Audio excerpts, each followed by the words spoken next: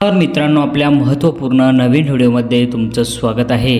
मित्रांनो, आपण जर योजना दूत या संकेतस्थळावर आपण अर्ज केला असेल किंवा आपलं स्टेटस काय दाखवत आहे ही सर्व माहिती आपण तुम्हाला व्हिडिओमध्ये सांगणार आहे आणि आपलं कधी आपण यासाठी अप्लाय होणार आहे याची माहिती आपण तुम्हाला व्हिडिओमध्ये देणार आहोत। व्हिडिओ शेवटपर्यंत बघा।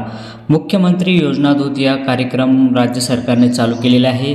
योजना दूताचे 50,000 पदे या महाराष्ट्रामध्ये काढण्यात आलेले आहे आणि यांचं काम काय असणार आहे ते सुद्धा आपण तुम्हाला व्हिडिओ सांगणार आहोत। माहिती व जनसंपर्क महासंचालक मार्फत मुख्यमंत्री योजना दूत उपक्रम राबवण्यात येत आहे। त्या अंतर्गत त्या राज्यामध्ये 50,000 योजना दूताची निवड करून त्यांना 6 महिन्याकरिता 10,000 रुपये असे मानधन दिले जाणार आहे। मुख्यमंत्री योजना दूत शासनाच्या लोककल्याणासाठी योजनाची माहिती नागरिकांपर्यंत देण्याचं काम ही योजना दूताचं असणार आहे। याचं संकेतस्थळ सुद्धा चालू झालेलं होतं आणि इच्छुक उमेदवारांनी 13 सप्टेंबरपर्यंत याचा अर्जसुद्धा केलेला असेल। आता 13 सप्टेंबरपासून याचा अर्ज बंद झालेला आहे। तर आपलं काय स्टेटस दाखवत आहे, आपलं कोणत्या स्टेजवरती आपली प्रोफाईलमध्ये कोणत्या स्टेजवरती आपलं माहिती दाखवत असेल हे सर्व माहिती तुम्हाला या व्हिडिओमध्ये भेटणार आहे। व्हिडिओ शेवटपर्यंत बघा। तर सर्वात आधी तुम्हाला गुगलवरती यायचं आहे। गुगलवरती आल्याच्यानंतर महायोजनादूत.org.in ही वेबसाईट तुम्हाला सर्च करायची आहे। सर्च केल्याच्यानंतर याचं इंटरफेस तुमच्या पुढे असं ओपन होईल। ओपन झाल्याच्यानंतर तुम्ही जर नोंदणी करेल नसेल तर नोंदणी करण्यासाठी तुम्हाला इथं एक बटन दिलेलं आहे नोंदणी म्हणून, या ठिकाणी क्लिक करायचं आहे। पण आता याची 13 तारीख अशी लास्ट तारीख देण्यात आली होती। 13 तारखेपर्यंत तुम्हाला या योजना दूताचा फॉर्म भरायचा होता।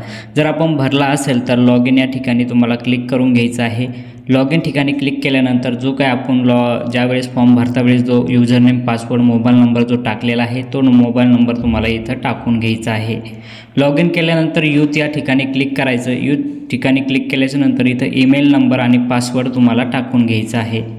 ईमेल नंबर आणि पासवर्ड टाकल्यानंतर कॅप्चा करायचा आहे। कॅप्चा केल्याच्यानंतर लॉग इन या बटनवर तुम्हाला क्लिक करून घ्यायचं आहे। क्लिक केल्याच्यानंतर असं तुमचा डॅशबोर्ड ओपन होईल। त्यानंतर तुमचं प्रोफाईल इथं दाखवण्यात जाईल। तुम्ही जे डिटेल्स तुम्ही टाकलेलं आहे ती सर्व माहिती तुम्हाला इथं पाहायला मिळणार आहे। डॅशबोर्डमध्ये तुम्हाला इथं सर्व माहिती तुम्ही काय माहिती भरवली होती ती सर्व माहिती तुम्हाला या ठिकाणी दिसणार आहे।